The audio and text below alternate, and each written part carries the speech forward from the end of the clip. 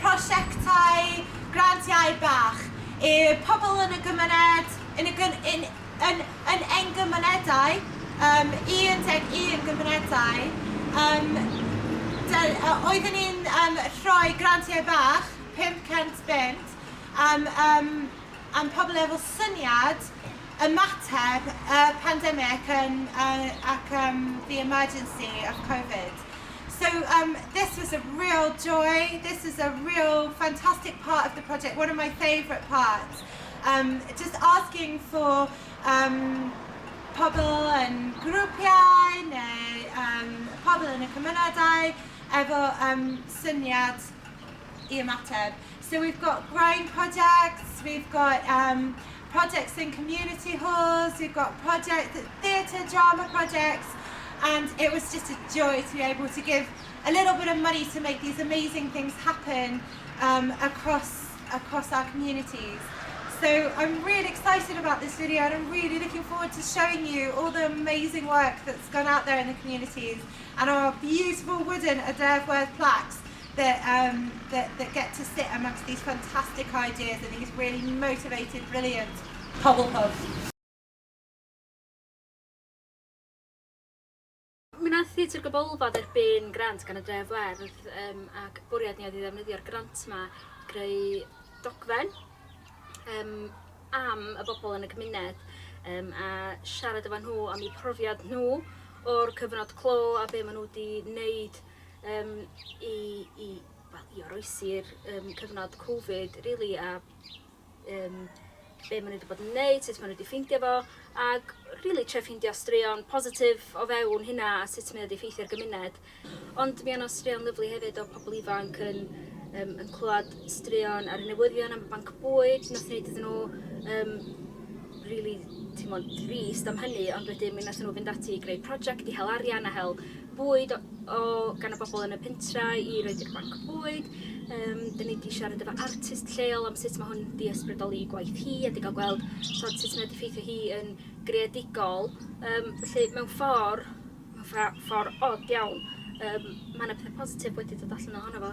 Oedden ni'n teimlo bod o'n bwysig I ni siarad efo bobl I roed y cyfle I bobl gael rhannu I straeon nhw a sut maen nhw wedi ymdopi yn ystod y cyfnod yma. Da ni wedi creu pecynnau addysgol a gweithgareddau I roed I blant. Da ni wedi cynnal cystadleuaeth ffotograffiaeth ar-lein a cynnig gwobra I blant. Jyst er mwyn trio enni'n diddordeb, rhoi rhywbeth iddyn nhw'n wneud a roed y cyfle I bobl fod yn greadigol mewn amser sydd wedi bod bach yn ofnus ac yn ansicr.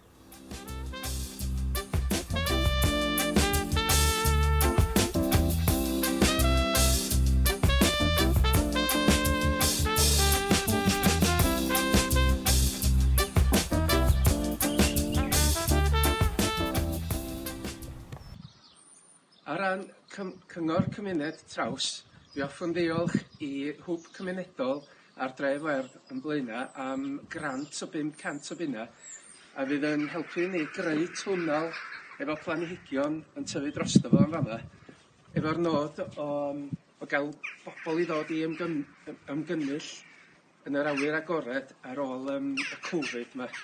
A y gobaith ydy I gael mwy o ddefnydd yn yr ar I bobl ddod yma I gymdeithasu. Diolch yn fawr.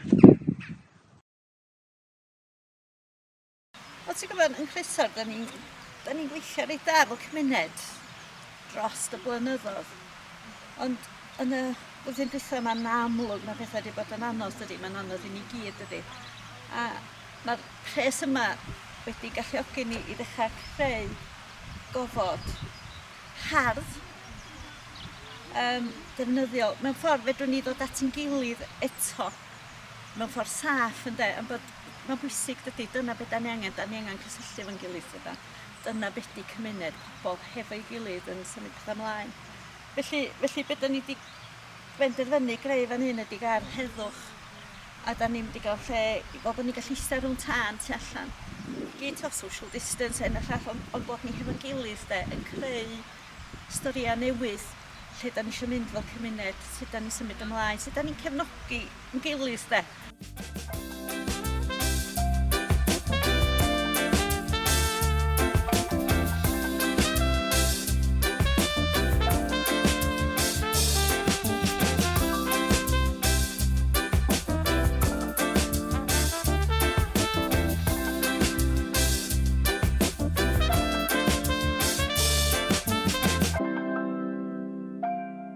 Dwi'n meddwl mae wedi bod yn werthfawr iawn i gymdeithasau bach, i gwmnïau illa, sicr i Llafar Bro, oedd wedi gweld trafferthion yn ystod cyfnod Covid.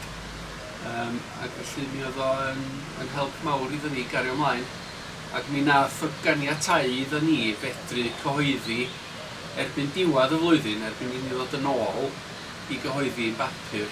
Nath ni gyhoeddi'r rhifin 500.